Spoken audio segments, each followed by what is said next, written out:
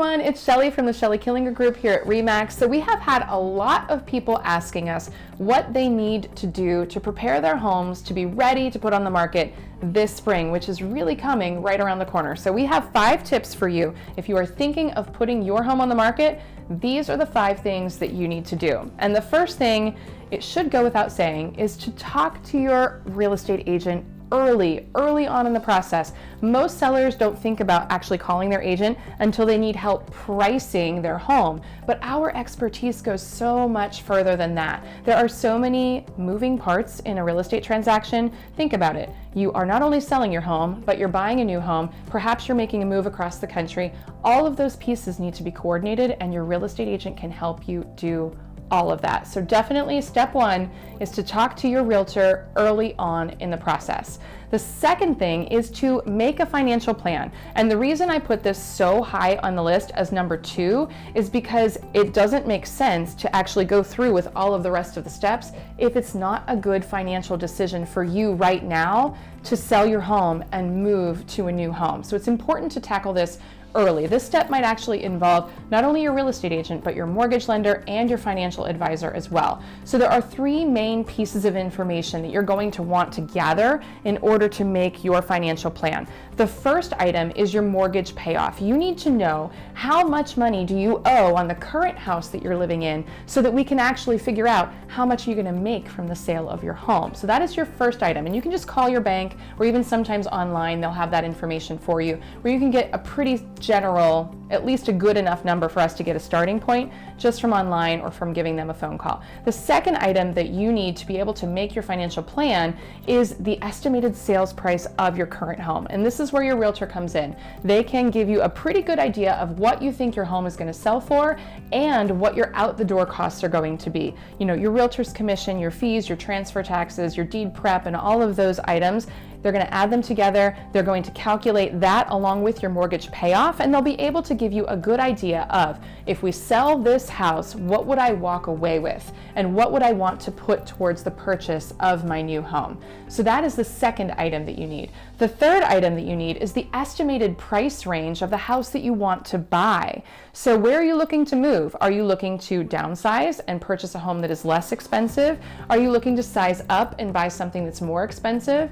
And what kind of closing costs come along with that purchase? So your realtor is going to be able to help you sit down, take a look at the price ranges, and just say, if I wanted to buy a house in this price range, what would my out the door cost be? By the time I pay all of my escrow fees for my bank fees, my title fees, after I pay all my transfer taxes again, what would my out the door cost look like? Now, an important thing to consider, you want to involve your mortgage lender in this process, because you might have every intention of buying a $500,000 house, but your mortgage lender is going to look at your debt to income ratio and your financial picture, and they are going to be the ones to tell you, would you actually be approved for that price range? So that is another piece to think about. So the 3 items that you need to gather: your mortgage payoff, the estimated sales price of your current home, as well as the estimated purchase price of your new home.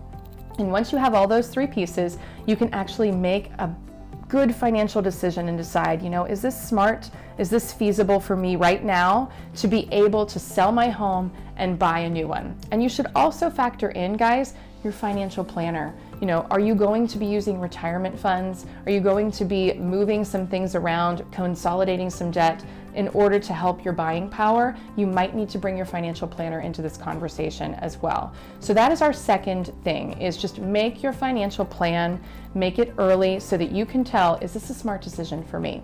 And if you actually do decide that, yes, this is a smart decision for me, then we can actually get into the steps of preparing your home for sale. So the first thing that you want to do, once you've decided that we are going to move forward, is assessing your home. So you're going to have to bring in a good friend who's willing to be an unbiased third party, or bring in your realtor and have them actually walk your home.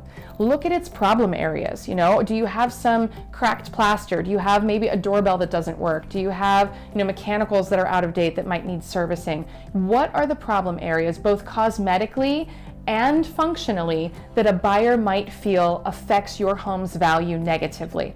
Make a list of all of those and then start tackling them one by one. And I will say, you want to focus on both cosmetics and functional items, because trust me, your 1980s wallpaper might be just as scary to some buyers as your busted hot water tank. So you want to make sure that you're bringing your house up to current trends as well, as much as possible. You don't have to redecorate your entire house, but maybe a fresh coat of paint, maybe neutralizing some of your decor. Definitely you want to focus on decluttering your home. That is one of the biggest steps that we take in preparing a home for sale, but you want to make sure you're assessing your home's problem areas. The fourth step you want to take in preparing your home for sale is packing 30% of your belongings. I know that sounds like a lot, and honest to goodness, if you tend to hold on to things, or if you tend to be a little bit of a pack rat, let's be honest with yourself, if you do, you may actually need to pack more than 30% of your belongings.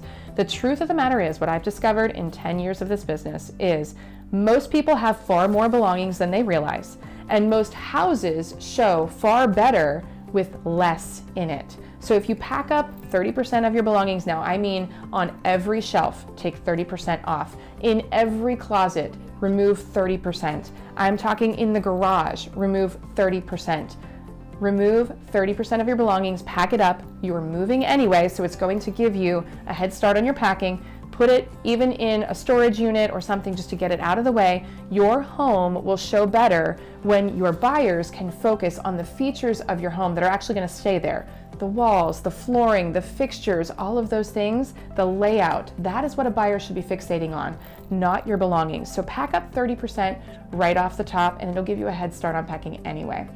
The fifth step, the last step, is a pre-listing inspection and maybe even servicing your mechanicals. So we want to actually take a hard look at your house. Most people, if they've lived in their house for any period of time, they've never had another home inspection done. They had one done when they moved in, and they haven't had one done since. And let's be honest, most people are not handy and they're not contractors, so they're probably not aware of some issues that may be lurking underneath the surface. So it's good to know up front what those issues are. So if you bring in a home inspector or a contractor to take a walk through your home, take a look at all of the major mechanicals, all of the major components, get up on the roof, take a look at the chimney, the flashing, all of those things, the plumbing, make sure there aren't any leaks.